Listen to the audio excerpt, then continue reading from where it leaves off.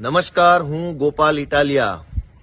આજે ગુજરાતના ગૃહમંત્રી હર્ષ સંઘવીએ ટ્વીટ કરી અને એવું કહ્યું છે કે આમ આદમી પાર્ટીના કોઈ ભૂતપૂર્વ કાર્યકર્તા નકલી ઈડી તરીકે પકડાયા છે.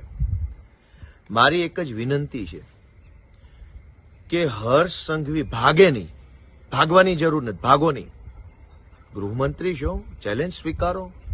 અગાઉ પણ 8 પાસ ઠોઠ વ્યક્તિના મુદ્દે ડિબેટ કરવાની ચેલેન્જ આપીને ભાગી ગયા છો. કંઈ વાંધો નહીં, ગુજરાતની જનતાએ મોટું મન રાખી તમને માફ કર્યા છે.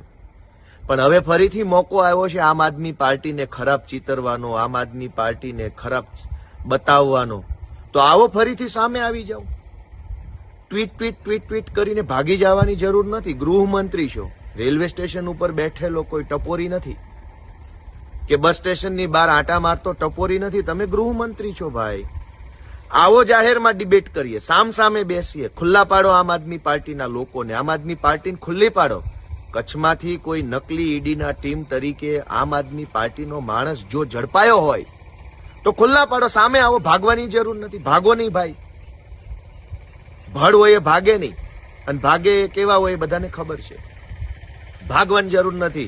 હું હર્ષ સંઘવીને ચેલેન્જ આપું છું ફરી એક વખત કે સામે આવો, ડિબેટ કરો, ચેલેન્જ સ્વીકારો અને અમને ખુલ્લા પાડો. આમ આદમી પાર્ટીને ખુલ્લી પાડો.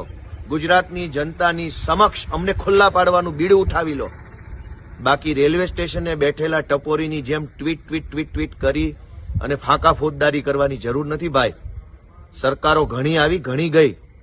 સાચા હોવ, યોગ્ય વાત હોય, પુરાવા હોય, પરફેક્ટ વાત હોય, આવી જાઓ સામે, ડિબેટ કરો, ખુલ્લા પાડો આમ આદમી પાર્ટીના લોકોને, અમને ખુલ્લા પાડો. અરવિંદ કેજરીવાલને ખુલ્લા પાડવાની ચેલેન્જ સ્વીકારો. ટપોરી કે ટ્રોલની જેમ ટ્વીટ ટ્વીટ ટ્વીટ કરવાની જરૂર નથી ભાઈ.